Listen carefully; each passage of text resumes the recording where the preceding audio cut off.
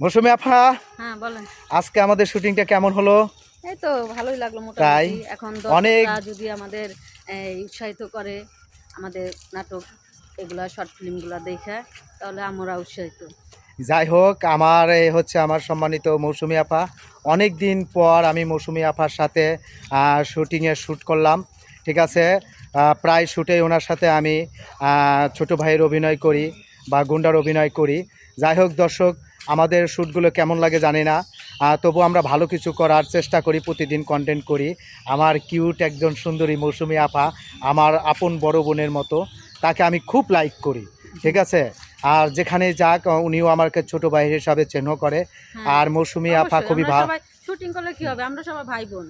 মৌসুমী আপা খুব ভালো লোক, খুবই ভালো লোক, অনেক মিশুক লোক। আমিও তার জন্য দোয়া রাখি। আর আপাকেও আমার পেজ কন্টেন্ট তৈরি করার জন্য যে পেজে ছাড়ি, তিনিও আমার পেজের জন্য আমার জন্য জানি দোয়া রাখে।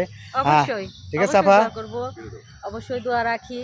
আর দর্শক আপনারাও সবাই আমাদের জন্য দোয়া করবেন, আমরা যেন ভালো ভালো কাজ করতে পারি, ভালো উৎসাহ দিতে পারি আপনারা, আমরা আপনাদের উৎসাহ করতে পারি। আমাদের জন্য আপনারা দোয়া করবেন।